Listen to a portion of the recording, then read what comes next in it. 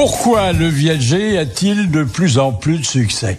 Alors que ça a été longtemps une exception française, et une exception française pour amoralité, parce que ça consiste quand même, même si on le dit plus ou moins, à souhaiter la mort de son prochain. Vous me direz qu'il y a des héritiers naturels qui en sont là aussi. Alors, pour en savoir davantage sur la psychologie des uns et des autres, je vais m'adresser à Hervé Lapousse, qui est un spécialiste de ces échanges intergénérationnels, comme on dit, qui offre un complément de ressources et de revenus à une population vieillissante. Bonjour, Monsieur Lapousse. Bonjour, Monsieur Bouvard. Alors, pour vous, le viager est une vieille histoire, hein. Vous la faites remonter aux Égyptiens de l'Antiquité. Oui, aux Carolingiens, oui, tout à fait. Bon, oui, mais enfin, longtemps, nous nous singularisions par rapport à d'autres pays qui, depuis, nous ont rejoints parce que le peloton des amateurs de viager est aujourd'hui bien fourni. Il y a beaucoup d'Européens et il y a même des Anglo-Saxons, hein. Et même des Chinois prochainement. Et même des Chinois. Bon, aujourd'hui, il faut reconnaître que la population est vieillissante. Il faut reconnaître que elle formule deux demandes principales. D'abord, c'est de rester chez elle le plus longtemps possible, hein. Tout à fait. Et ensuite, de disposer des moyens pour payer les frais de sa dépendance. Tout à fait, c'est exactement cela. Bon, or le viager vous apporte ça. Oui, tout à fait, c'est un complément de retraite très très important à notre époque. Très important, mais j'ai un chiffre de moyenne qui ne constitue pas le pactole, c'est 700 et quelques euros en moyenne par mois. Il n'y a pas de règle puisque tout dépend, si vous voulez, Monsieur Bouvard, de l'âge du vendeur et de l'importance du bien vendu. Oui, alors à propos de l'âge du vendeur, Monsieur Lapousse, est-ce que les notaires et ceux qu'on appelle les actuaires révisent périodiquement le tableau de mortalité ? Alors malheureusement, tous les 5 ans seulement, à part l'INSEE, mais je veux dire, c'est très difficile d'entrer dans ces espérances de vie parce que tout dépend de la profession qu'ont exercé les vendeurs. Il est évident qu'un fonctionnaire dans un bureau n'aura pas la même espérance de vie qu'un travailleur de chantier. Le résultat, c'est que 90% des viagers correspondent à des biens dont légalement le crédit rentier conserve l'usufruit. Le droit d'usage et d'habitation. Il y a une majorité de femmes. Pourquoi ? Parce qu'il y a plus de veuves que de veufs ?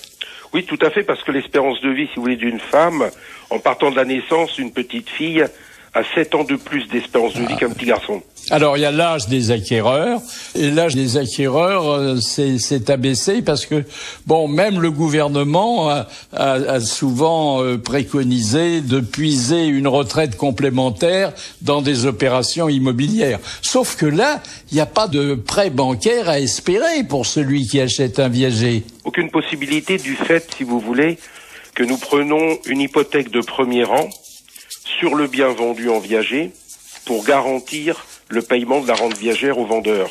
Ce qui fait que les banques ne peuvent pas prendre le premier rang, il est déjà pris pour le vendeur, donc un deuxième rang ne vaut rien. Donc l'acquéreur doit pouvoir payer sur ses fonds propres, ce qu'on appelle le bouquet, le paiement comptant. C'est joli d'ailleurs le bouquet, hein. Enfin, oui. C'est mieux que la gerbe. Alors le bouquet qui correspond à 30 et quelques pourcents de la valeur du bien. Non, il n'y a aucune règle, Monsieur Bouvard. Tout dépend, si vous voulez, de la situation du vendeur. Là dernièrement, j'ai vu par exemple une vendresse qui n'a que 550 € de retraite. Donc il faut privilégier à ce moment-là uniquement une rente viagère. Puis ensuite vient le versement mensuel de la rente, et il vaut mieux la payer avec ponctualité, hein. C'est préférable. Sinon, on perd le bénéfice du viager. Oui, tout à fait.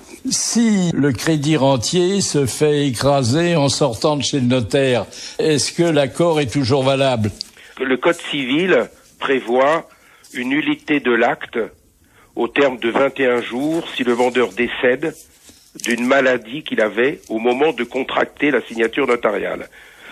Mais ce délai de 21 jours, en réalité, est beaucoup plus grand, puisqu'il y a la jurisprudence qui précise par exemple que si le vendeur décède par exemple 3 ans après la signature d'une maladie dont il était atteint au moment de la signature de l'acte, la vente est considérée comme nulle et non avenue puisqu'il n'y avait pas d'aléa au moment de la signature du viager. L'aléa étant l'essence même de la vente en viager. On ne doit pas savoir, l'acquéreur ne doit pas savoir le temps qu'il va payer.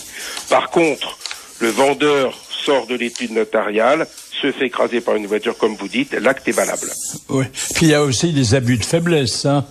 Oui, alors là c'est d'actualité effectivement, l'abus de faiblesse. Donc on doit, si vous voulez, en tant qu'acquéreur ou professionnel, voir si le vendeur est tout à fait conscient, s'il a toutes ses capacités mentales pour pouvoir signer un acte de vente.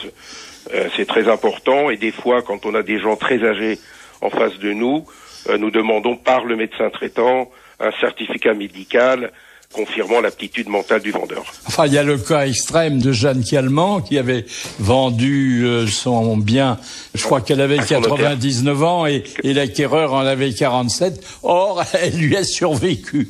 Oui, tout à fait. Mais il y a des exceptions comme partout. Et puis alors, il y a les acquéreurs de viagers célèbres. Célèbres, ah oui, je comprends, parce que ce sont généralement des chefs d'État. Hein. C'est étonnant que les De Gaulle aient acheté la boisserie en viager, parce que Madame De Gaulle ne badinait pas sur les bons sentiments. Hein. Oui, c'est à leur temps, mais vous avez aussi les Kennedy, vous avez Giscard d'Estaing, vous avez beaucoup de gens très connus. Hein.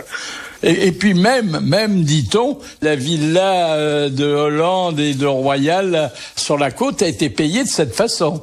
Vous avez beaucoup de gens, bon, je préfère pas épiloguer sur ça. Est-ce que les gens se cachent d'avoir contacté un viager? Vous savez, en France, acquérir des biens immobiliers en viager, encore une fois, on n'aime pas les riches en France, hein, donc c'est un signe de réussite quand même.